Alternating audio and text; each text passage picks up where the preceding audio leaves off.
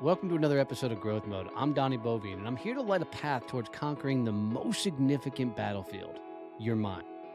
Today, we're privileged to delve into an enlightening conversation with Tyler Schmoker, a man who has redefined endurance, who is journeying through some of the toughest terrains, not just outside, but within his own mind. Together, we'll explore how to climb mountains of your mindset, how to navigate the shadowy valleys of self doubt, and how to emerge triumphant and stronger. So, tighten your seatbelts as we embark on an expedition that promises to reshape the way you perceive challenges, resilience, and most importantly, your own mindset. Let's do this. Welcome to Growth Mode.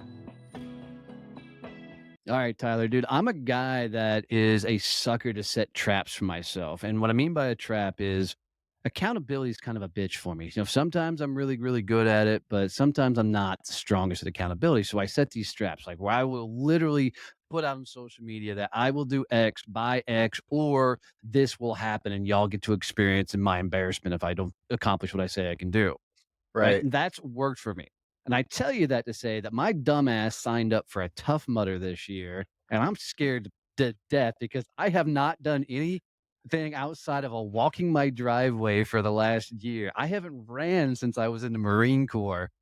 How Nice. the hell do you have the endurance to do the crap you're doing, cross freaking mountains and all this crazy shit you're doing? I'm fucking flabbergasted by it all. But help me out here because I really am going to do a Tough Mudder at the end of this year, and I'm scared to death of the damn thing. That's awesome. So one of the biggest things when you start to set these goals, and I think you've kind of hit on the first one, and it's the social contract, right? For accountability. So you signed up for this thing, you told your loved ones about it, and you probably blasted it out on social media, and now people are starting to follow it, right? I do some of Yep. my that for myself as well, where I'll kind of I'll article out the journey and keep people updated on it up to the point where I'm even giving like tracker information so that people can watch me succeed or fail publicly in some cases. So good on you for setting that social contract. It's a way to kind of keep the accountability stick a little bit closer to you to keep you going when you have those hard training days. But then some of the other things too, when people are exploring these big objectives and these things that are kind of outside of what the normal person does, a lot of people have the quote unquote motivation and the inspiration to do it. We look on social media and we see the inspiration and motivation everywhere. But what a lot of people lack is the momentum to keep going when things get Mm. hard, whether you're actually at the point of execution and you're in the race and you're thinking in your mind about all these mental off ramps where it's just easy to turn on the blinker and get off as opposed to staying in it. Cause that's kind of what separates high performers from normies, to be quite honest with you. So, Dude, because I can tell you, it's that mental head game that you play with yourself. I would say that most people have probably been in some sort of situation where they've gone beyond further than they thought they could, right? mhm. Whether it's a walk or a jog or something physical, whatever else. But to do it to the depth that you're doing it, I mean, is for you, is that like a ridiculous amount of mental work? Meditation where you kumbaya on top of a mountainside before you did all this? You know, uh, what's that mental prep like? So for me, it's a combination of a couple of things. There's definitely like a holistic woo-woo approach to what I do. I'm not really a big visualization guy so much, but I do kind of tend to immerse myself, kind of like method acting, and live my life in a way that I want to perform when it's time to be operationally correct. And that means getting snippets of it every day with good habits and accumulating those things over time. So one of the things that I like to do is be very systematic in my planning. So in your case, you're talking about, all right, I'm going to sign up for this tough mutter, right? And you post about it on social media. That's the motivation, inspiration part. It's Donnie, you're kicking ass. You're inspiring me. You're going to get off the couch. You're going to start training and you're going to do this tough mutter. And now I'm going to do these things.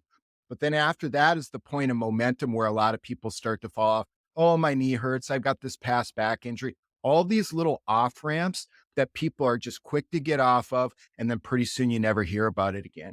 Or you have people that actually get into the event, and you're going to be thinking about it when you're on a like a long duration and endurance types events. You're going to be thinking constantly about all these excuses. Oh, my knee hurts. Oh, my back hurts. Oh, I'm out of water. This, that. I still have that to Oh, this I'm day. 46. Yeah, exactly, exactly. I'm a little younger, but I'm in my 40s as well. It's like I'm 15 years past my athletic prime, so it's okay. I'm still doing most and more 43-year-olds, but a lot of that's bullshit, right? It comes down to being very systematic in your planning. So after the point of inspiration, motivation. So the thing is, everybody's got dreams, right? Of the things that they want to do. And I feel like the difference between dreams and goals is really that a dream is something that it's outside of you. You haven't taken ownership of it. It's just something that people do. And oh, it would be nice to do this or it'd be nice to do that. But then you assume it as a goal and it's not really clearly defined yet. But that's when you're taking ownership of that stuff, right? And you've done that by saying, I want to get in better shape. I want to do this thing. So I'm going to sign up for a Tough Mudder. So you're still kind of in dream phase there, but then you take ownership of it as objective. You go on to Ultra Sign Up or wherever you go to sign up for that event. You put down the money and now you have a date. So at that point, it becomes a goal. Yeah, that date, that's the scary portion of it all, right? Because, I can post on social media and then, if I was a jackass, I could hide, right? And just never Hmm. talk about it again unless somebody Right. else brings it up. But now there's a looming date over the top of the damn thing. Somebody else is gonna have my name on a freaking roster, right? They're expecting me to show up. So I like that pressure because now I'm not just letting myself down by not showing up. I would let them down if I didn't show up, right? They're expecting me to be there. And I Hmm. need that extra level of accountability for me. So that doesn't help me get to the finish line. That just helps me get to the starting line. Right.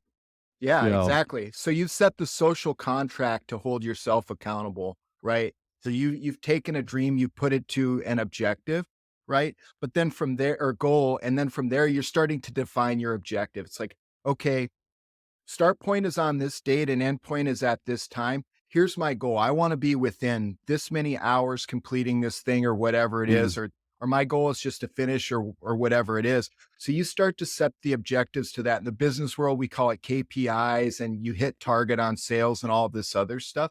So that's what objectives are. And that's where a lot of people who have big dreams and they have goals, they fall off because they never really set definable objectives. And you talk about it like from a DevOps space, requirements. It's like, okay, you have this big idea, you sound cool about it posting on social media, but what are the requirements? It's like, how do you actually pay the bills? How do you get to the finish line? How do you do these things? So you start developing your list of requirements, right?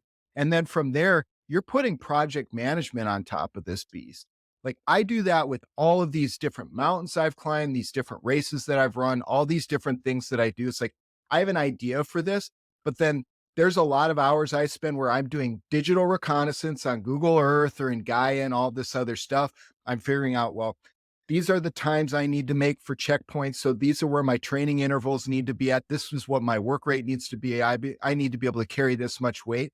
And that's during event. And that's not even to include, well, I got to get to the airport to get there. I got to get my flights. I got to get permits if there's permits involved.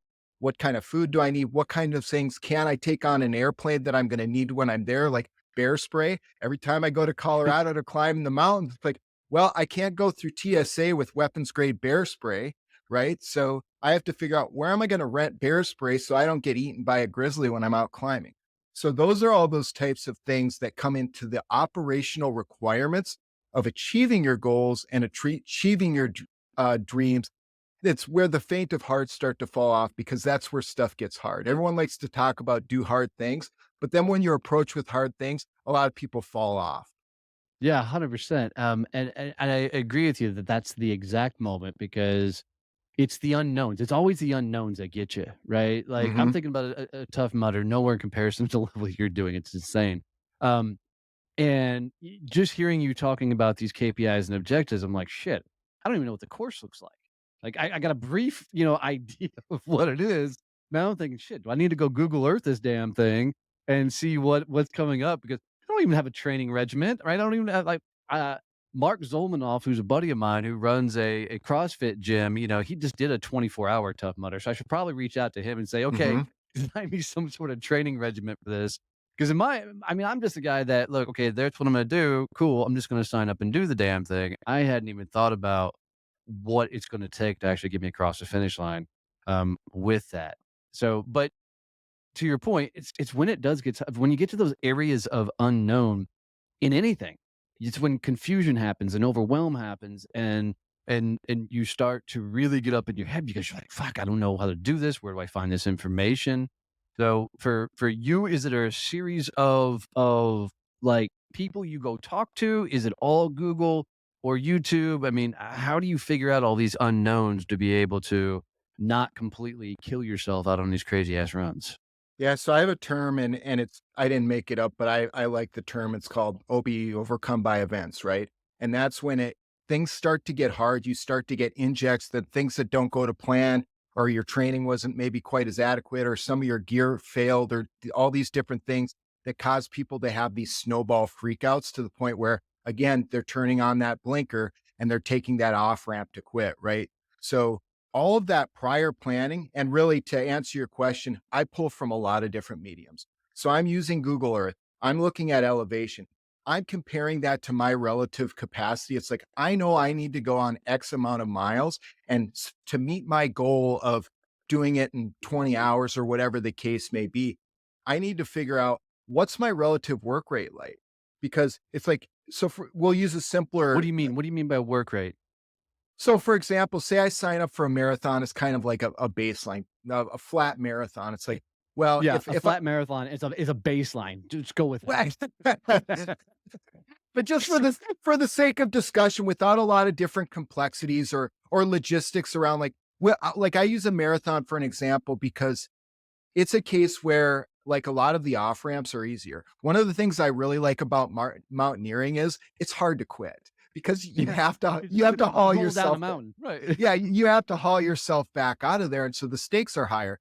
But, like, with a marathon, you got checkpoints probably every mile in a lot of the well-established ones. You're gonna have safety people and there's plenty of off-ramps where I can text my wife and say, "Hey, I quit, come get me," right? So there are a Yeah. lot of those off-ramps in those types of Sometimes you might be able to just sneak situations. off the course without nobody seeing you type of thing, right? Right, right, exactly. But with that too, I go into a marathon, it's like, well, I want to run a 3.5 hour marathon. Okay. But if my training interval 6 weeks before, my work rate, my capacity is I'm at 6 hours, the math doesn't math on that. So I think that's where people kind of need to be in touch with their relative capacity as well. And I think that every person is capable of a lot, but you have to set realistic, challenging goals at the same time, because you don't want folks to get out there and get hurt or get killed doing something that they had no business doing. So that kind of leads into the next point then, is milestones, right? Mm. So after you have your objectives, you're breaking it down. And again, people like to talk about eating the elephant, but beyond the anecdotal analogies about it, they don't know what to do. So that's where you just kind of stack on top really deliberate, systematic project management. It's like, okay, so now you've got your course, you've got your dates, you know, you probably have some Google Earth to do, you know, the relative distance. So you know that you need to be able to do a certain amount of pace, like in a similar training environment pre-race, to make sure that your capacity is aligned with that. And then you just start breaking down those milestones. Like, you still need to take care of your logistics of how do you get to the race? Where are you going to stay at? What's your Mm. pickup plan if you don't make it? What are your secondary and tertiary for exfil if you need those types of things, right? And then so you just start breaking those things down from your requirements. It's like, okay, I'm ticked off this. The airline ticket is booked. You know, I paid for it. I've got my food plan figured out. I've got my next of kin notifications, all of these different things that you need to do. You start to break that down into milestones, and that becomes part of your plan then. And that's where you're really able to start implementing your plan then, like even leading up to the race, training with people, you're talking to subject matter experts, you're looking at Google tutorials, maybe you're buying some equipment that's specific to this event, like some new shoes. So maybe you're like doing a technical evaluation. It's like, I've got $200 to spend. Here are the 3 shoes that I like. Which ones actually meet all of the requirements? And then you start looking at some of those differentiating factors. It's like, what are the reviews on these? Who says they're awesome versus they suck? What are experts saying? What are normal end user consumers who are novices in the space like you saying about them? It's like, yeah, I know that the experts liked them, but I thought they sucked. They Right. hurt my heel or whatever. So those types of things. And then from there, you start to make those decision points. So you're really getting systematic and specific how you're mapping out the logistics for this. And so kind of bringing this back full circle then by adding that systematic and deliberate approach, all of the OBE or overcome by events stuff that we were talking about at the kind of at the beginning of this rant, it gets a lot smaller. And I can tell you that being systematic and then also exposure training and doing this stuff for as long as I have in a lot of different environments and organizations, my OBE is a lot smaller than the average person. And I Yeah, I know can that, guarantee. right? So, but you have some of that experience from the Marine Corps as well. And maybe even if it's a past life, your OBE is a lot different than other people's OBE, but you can still shrink it down even smaller. Yeah, I know because I'm thinking through all this. If I look at it from a business perspective, building a business, I don't give a damn. It's the toughest thing on the damn planet, right? Hmm. It's just hard to build a business, and it's because you get into the overwhelm, the unknown, all the things being thrown at you. I like the idea of thinking through all the different moving parts, then leveraging the experts and the likes. All of that will prepare you for everything moving forward. But I can promise you without a shadow of a doubt, I'd have rang the bell at Navy SEALs Hell Week. I don't even know if I would have made it to Hell Week, like if I would have tried to do like Navy SEALs Hell Week. I just know mentally I'm not prepared to go through that much personal torture, nor would I Hmm. even sign up for it. Right. So I know going into something like a Tough Mudder, I'm going to get stacked up, not to the intensity of a Hell Week by any stretch of the imagination, but I'm going to get stacked up against that level of intensity. And I don't know that I've been in a situation where it's been that intense before.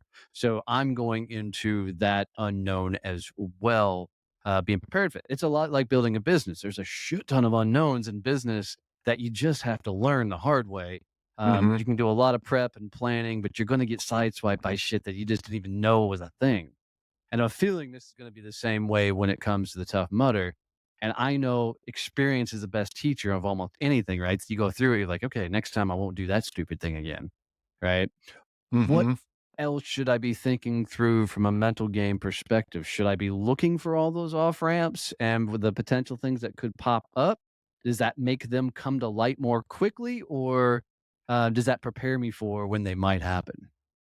So I think the biggest thing is when you're going and you're assessing risk. So let's talk a little bit about doing your pre-execution checklist and you're assessing risk relative to your operation or your event because we're kind of at the point in the discussion where we're talking about implementation now and execution to put all this logistics and planning into play.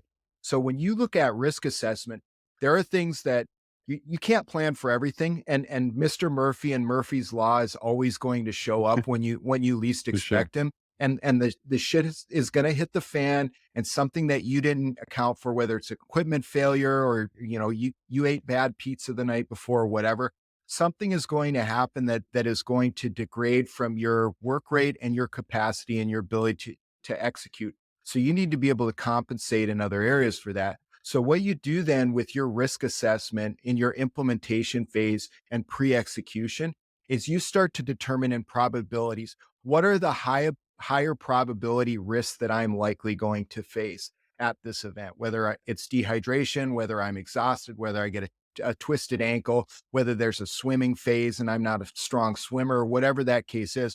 So, you start to figure out those high probability um, risks that you'll likely encounter during your operation, right?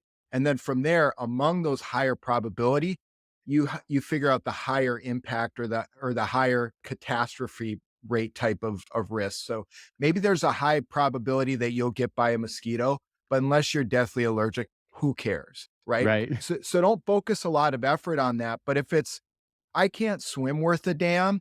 And there's a mile of swimming in muddy water under barbed wire and pyro over my head in the Tough Mudder. It's like, well, maybe you should start thinking about taking some swimming lessons or getting out into the lake and doing some training before then, whatever that is to kind of shore up that gap. And to that risk, you're implementing a control measure that's going to bring down the probability and bring down the severity of that risk.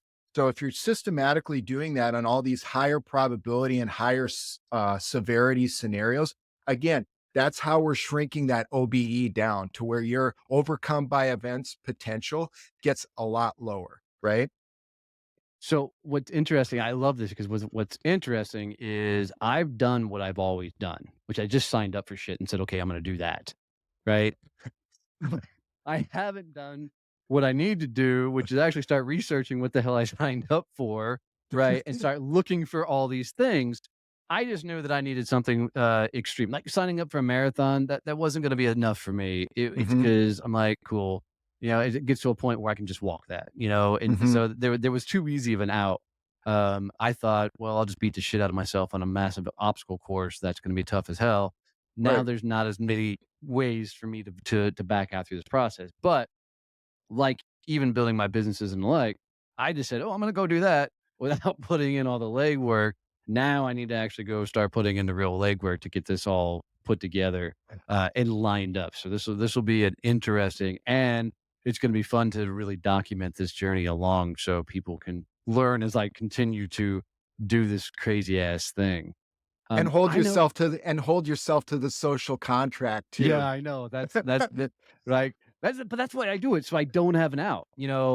I want to put myself in a situation where there's egg on my face if I don't accomplish this. I want people to be living vicariously through me in this journey because that's going to be. I have an intrin. I'm more motivated by fear than I am by fame. So Hmm. the idea that people would see me fail will push me harder than anything else. Hmm. I always like a tape in my head that somebody's waiting for me to throw in the towel because if I throw in the towel, it makes them know they shouldn't even give it a try. And that thought process just pushes the fuck out of me. I'm like, Death I can't before let them down. dishonor, baby. Yeah, dude. That 100%. You know, so I read one of your LinkedIn posts where I don't know, it was like 600 miles maybe in the mountain, freezing, everything. I think you were medically evac'd out of the fucking thing. Uh, well, I signed up for a tough mudder, man. I mean, what goes through somebody's mind to say, I'm gonna go tackle this freaking mountain like this? I mean, that's just insane to me. So the thing is, some of it's incremental, right? So when I started climbing, I started on less complex peaks and then just started scaling up. So that's the part that we were talking about before. So we both know that we're in a culture of the David Goggins and the Jockos Yeah. and the Cam Hanes and all these people, and it's just stay hard and they do that stuff. But the reality is they're doing a lot of planning that's not sexy, right? So they're Right. researching stuff, they're talking to people that are in the area that they plan to go into. They're talking to people who've been in these events before. They're talking to different manufacturers about the equipment that they've used. They do a lot of those things. So again, when you see like the either the highlight reel or in a lot of my cases it's low light reels where I fail at doing some of this stuff too, but it's not like I just got off the couch and decided. So I think that's the difference in where conversations like this are important because the 30-second stay hard short on YouTube is cool. And back to the beginning of our conversation, that's great for the inspiration and the motivation part of it. But Right. how do you keep the momentum from there through the logistics, through the planning, through getting really deliberate and systematic about it? And so that's how I've gotten to a point incrementally over time where some of the stuff that I do, people in my network are like, well, shit, that's crazy. It's like, it's not necessarily crazy, but I've worked up my capacity and work rate and ability to plan and ability to mitigate risk so that I have a lower probability of being overcome by events in those situations because my physical chassis is ready and my mindset is ready for it. And I've done all the necessary planning on the front end to do those things. And then you're just at the point after implementation where you're executing, right? And so that's kind of the other thing I wanted to talk about. So we talk about now executing and not having all those off ramps where you can turn on your blinker and just quit and get off and come up with an excuse about, your bad work or your bad knee or your bad back and you gave it your best. It's like, yeah, all that's true. I heard all the time too, but death before dishonor, it's like you made a social contract. So it's like there are people that are motivated and inspired by you now, right? Yep. So the taller you get into people's awareness, the bigger shadow that you cast, right? So you need to be very deliberate about the moves that you make. We're in a culture where everyone wants to be an influencer and positivity and all this other stuff. But when it comes down to it, man, you got to do the work and you have to actually set the example. And it Yeah. doesn't matter how many people follow you because those people come and go and they can't execute on game day. And so that's where you get into the last phase of it. Then after execution, it's iteration. And that's where you're bringing things full circle as like a life. You're setting your lifetime goals and achieving those lifetime goals. And you're keeping that momentum because now you're iterating. Because every mountain that I've climbed, some of the ones that I haven't summited, it's either a successful operation or it was a successful reconnaissance, right? When I fail, Right. I Oh, like I to love call it, that. yeah, I like to call it successful reconnaissance. And in your case, then for this tough mutter, it's like I'm sure you can find people in your broad network who've been through this before, both succeeded and failed, and they can say, here's the part, this cargo net, I didn't really take that too seriously. And that's the thing that broke me off. And so those are the types of things like you can then plan. It's like, well, I need to make sure that I'm training. I have work rate to get up a 60-foot cargo net and not just be able to go 20 miles or whatever it is. So you're able to do some of that reconnaissance, even though you haven't been in it and felt it before, by looking at the Google Maps, by looking at the elevation charts, by talking to people who've been through it before, and not only experts in the field who are the 10-time Hunter McIntyre, I crush everything guy. You're Right. talking to people who are the 40 something guy who has good baseline fitness from years back, but's been busy running their business and they're trying to get back into it. So now contextually, you can start to talk to those peers as well. It's like, what was your experience with this, whether successful or whether they failed and it was a reconnaissance, right? Yeah, totally. This all stem from I forget, I think it was Tom Bilyeu on one of his impact theories where he was, and it may have been talking to Hermosi, and he said most successful people are as physical as they are ferocious when it comes to business. Like there's some sort of like success is found after extreme, physical activity. There's been that CEO that came out and said, "Look, if you don't look like a beast, you won't work in my company." You hear these type of things.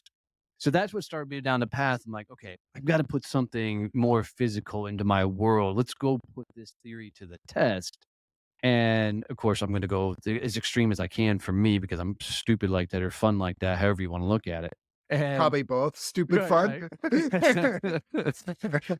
You know, for you, are you along that same mindset of that physical activity, is kind of a keystone, if you will, of success or however you want to measure success?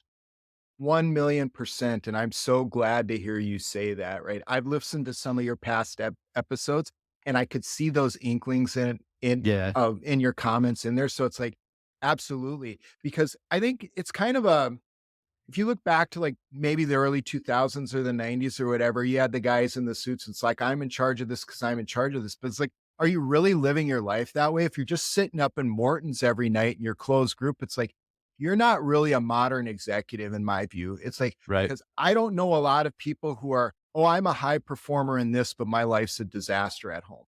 It doesn't work that way. It might work that way short term where you're the guy It's yeah, who's it's not sustainable.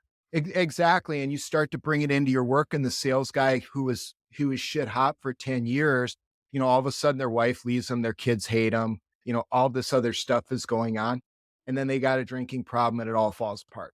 That's how it goes. I'm not gonna say everyone does that, but you have your house in order at home, and you have your house in order at work, and you have your house in order even in your physical life and like your professionally conducive hobbies, as I like to call them, I think they absolutely contribute to that.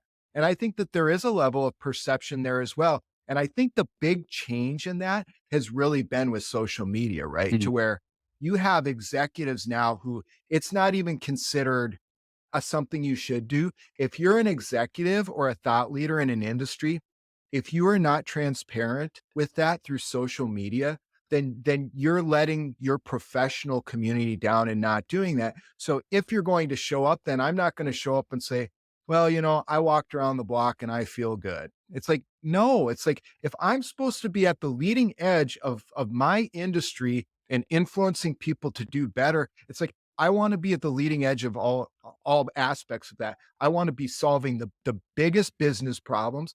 I want to be working for the best companies. And I want to be doing the biggest shit when I'm outside of work as well. So then when it comes time for those decision points on who's going to be the next COO of this or CEO of that or whatever, it's like, it's not even a question.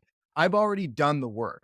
And if you're a secure enough leader, you're going to bring me on and we're going to crush it together. That's how I feel about it. So absolutely, to be an executive, we use a term in the Army, and I'm sure you had something similar in the Marine Corps as well. It's called the total soldier concept, where you had to be technically, tactically, and then as an executive, I add this one on, strategically proficient. You have to have those three things. It's like, well, I'm a great operator, I'm a great door kicker, but if you can't put an operational plan together to lead 1,000 people, are you really going to be a COO? It doesn't matter if you went to Ranger school or SEAL school. You need to still put those things together, right? So you're never done developing that to bring it that holistic, tactical, technical, and strategic capability together.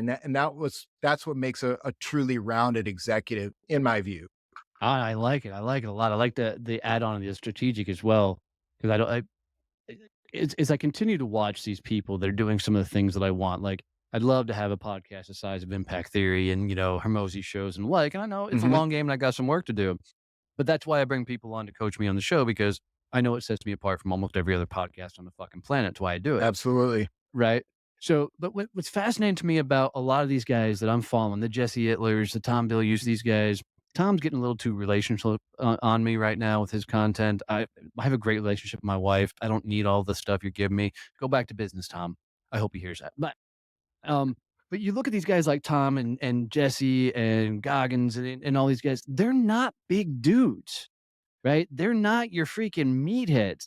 I grew Right. up, in a world of, Mr. Olympia and Schwarzenegger and, Stallone and so where you had to be this beast of a person. And now there's a massive shift from this beast of a dude to a healthy person, which is a Right. completely different shift because I can even go back and look at like Stallone and Schwarzenegger when they were coming up. I mean, Schwarzenegger's still smoking a big ass stogie, drinking like he drinks. Stallone's the same damn way. Mhm. They were big. They weren't necessarily healthy. And I don't want to be judging on them, but that's my perception of it, right? So Right. I love this idea of the it's more about health being fit, but not being this gargantuan beast of a person. Like, we don't have to all look like Dwayne "The Rock" Johnson, who looks fucking Right. amazing. But, I really like the more emphasis on longevity, life, and those things because that has never been a focus in my 46 years. I mean, I'm give me my rum, give me my freaking, French fries and, and hamburgers, right? That's the world I want.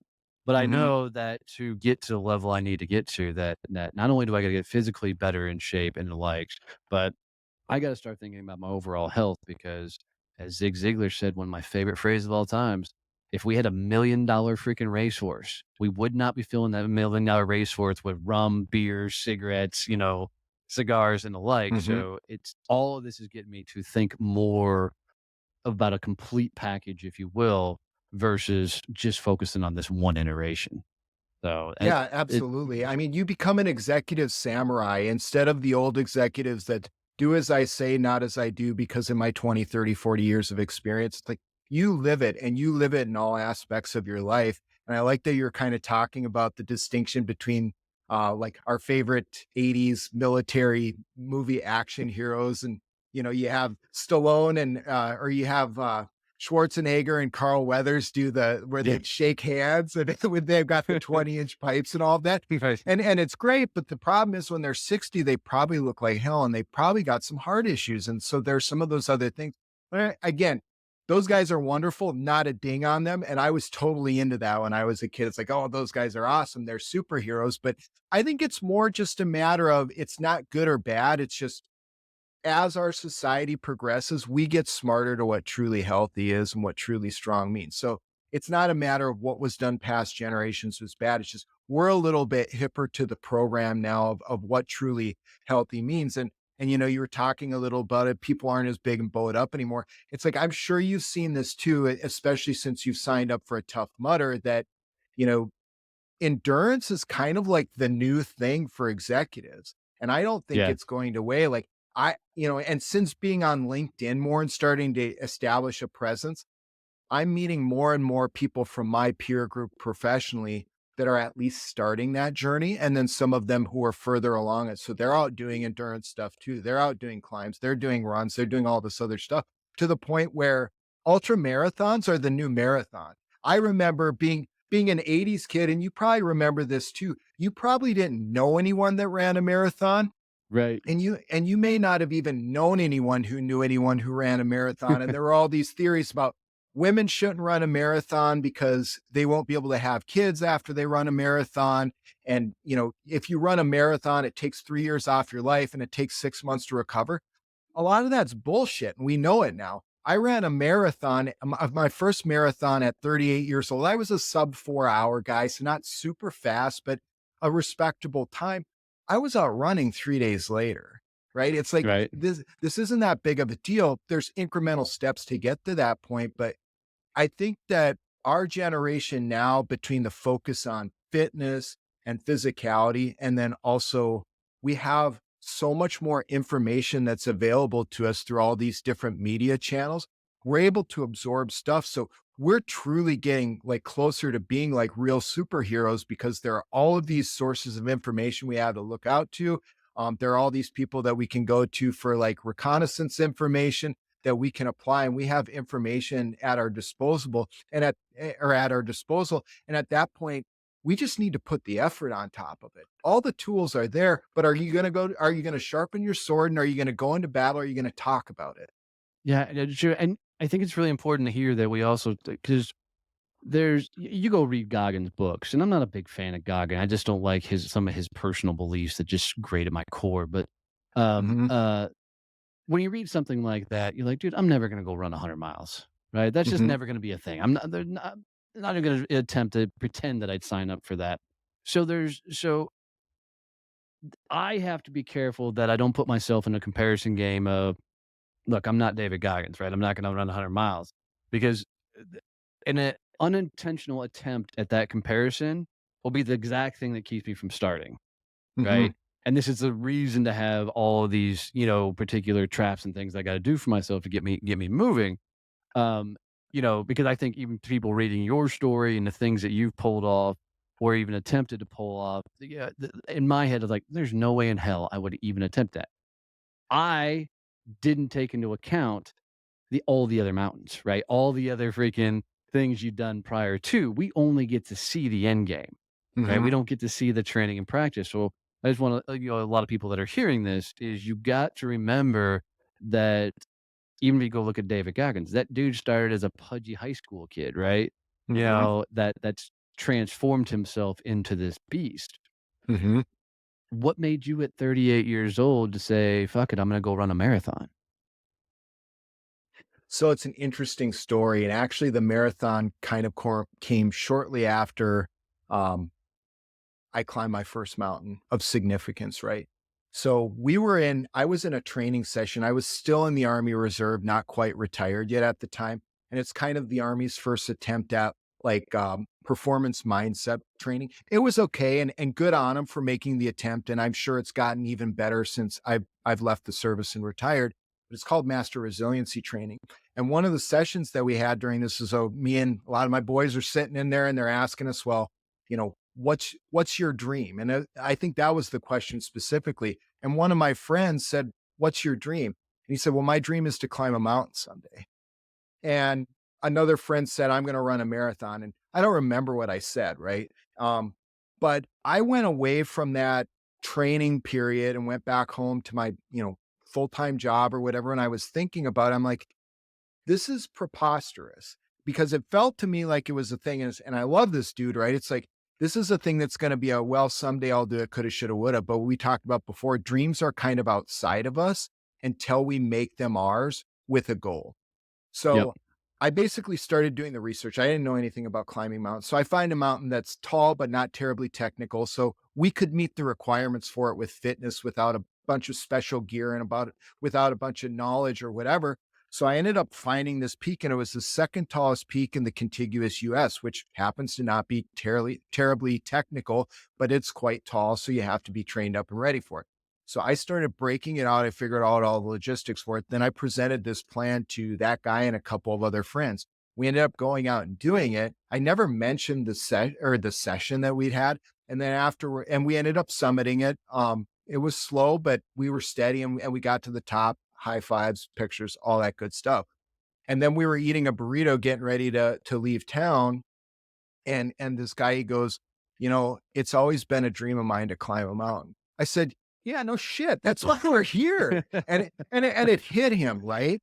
And so that guy has since been climbing to me. He hasn't gotten quite as crazy about it as I have, but he's been climbing with me since. And I felt like it hit him like a ton of bricks. It's like, holy shit, we actually just made this happen, right? And he's a business owner who makes things happen. And for me, there was a feeling of satisfaction of that too. It's like, I took something from my community and someone who needed something, and I operationalized it. And that's before I was posting crap all over LinkedIn or anything like that. So Easy. then you start to think about that impact you can have on people. And then from there, I just started climbing more and more and more, bigger, more challenging peaks. Then I started telling my story about it on social media, and people started sending me DMs saying, hey, I just ran a 5K because I see this stuff that you're doing. It really inspired me.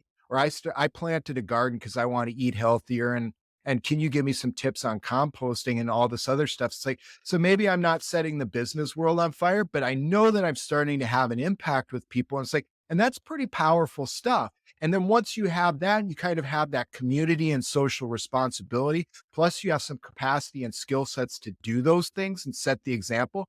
Then you have the responsibility. Everyone wants to influence for the fame, but the ability to influence is the responsibility to influence, and the responsibility to do it in a way that's effective and also beneficial to your community. Love this, dude. I think you have a hell of an opportunity in front of you that you may or may not see. But as I heard you speak, you said a phrase that I'm like, God damn, he needs to market the shit out of that. You said you operationalized, with it or that out. You need to consider writing a book on it, or something, and making that some sort of platform, because that's what a lot of us need. Because, like, I'm Mhm. thinking through this Tough Mudder, right? And I'm thinking, God, I didn't think about half of that shit. Like, I'm just like, I'm gonna show up and try and do a Tough Mudder. That's Good thing we talked today. right, right. But that's just my mentality, because you don't know what you don't know, right? And I think if you've got a way that makes sense in your head to wrap it around and say, all right, you want to go do this, this is how you operational it, this is Mhm, how you put it to. That's a serious thing that I think a lot of people have. So I'm going to challenge you to really think about, should that be an additional platform? I mean, I get it. I see all the and I think it was a composting thing was the first thing I ever commented on your shit on there, because I have a full working farm. literally, I'm like, literally my shit. literally shit. Right, right, right. I'm like, this dude went from the army and went full fucking hippie. Let's figure this guy out, right? Um, which is really, really, really, really cool, because, we do a lot of homesteading ourselves, not to the level that you're doing up there, but we enjoy it. But as I'm thinking through all the things that I'm gonna start doing and start, pushing myself more physically and the like, so I think that's gonna be a huge contribution to my overall success. Having a framework of, this is how you should prepare for this, I think would be a huge thing for me alone, and I'm sure others would lean in on it. Because guys like me, I just don't think that way. I'm not a systems guy. I'm not a process guy. I'm Mhm. a, there's the hill, take the fucking hill guy, right? Like, my coaches are on a regular basis are like, Donnie, I'm going to tell you this. Don't take any action. I just want you to tell you this is something we're going to do here in the future. Don't start. Don't take any action. Because if you tell me, I'm just going to go. That's just how Yeah, I'm you're fucking you're wired. already you're already cocking the Yeah, machine gun and you're rocking and yeah, rolling. 100%, 100%, right?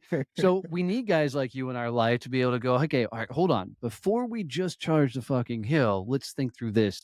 And you guys drive me fucking bonkers, because I think you're slowing down the process. But Mhm. I also know that slowing down the process speeds up the fucking ultimate process. Right. So I really think you should try and put something together like that, some sort of framework that we could follow. I'm gonna take that to heart, man. I really will. So, because I just know it'll be beneficial for me, and I guarantee that as people listen to this when it comes out, yeah, you're gonna get a lot of feedback in that regard, because we literally just don't think that way. So, Right. um, I know you're stupid active on LinkedIn, or at least you seem to be, because I see you pop up all the time now. Because, like, dude, LinkedIn this year, I'm like, this is my platform. I'm going all the fucking on the damn thing, right? In 23, I just went nuts on there. Yeah. So, how do people get in touch with you? How do they reach out? How do they find you? So, and I'll just put out the warning to people who decide they want to connect with me. It's probably equal parts active and stupid. So, grain of salt if you want to connect with me. But so just have a little grace. I kind of change subjects and move around a little bit, but you start to see the method to the madness after a while. But the main platform for me is LinkedIn as well, and it just kind of came as a natural progression to me. You can also find me on Instagram on Instagram at cover ground close distance, all underscores between every word. I'm not super active on there. I need to diversify a little bit more. And Same. I've been kicking around the idea of delving into the YouTube space. I'm not quite there, but I think that's something I need to kind of fix as an objective for myself. But really the main place is LinkedIn. I'm pretty easy to find, and I'm absolutely open to connect with folks who are interested in some of the same stuff that I'm interested in. Yeah, so guys, if you follow me on LinkedIn, you know I post about goats and stuff. This dude's posting compost and freaking like hippy dippy land around his house. It's pretty fucking cool. And I make fun of the hippies all day long, but they're the assholes that are going to save this damn planet while the rest of us destroy the damn thing. So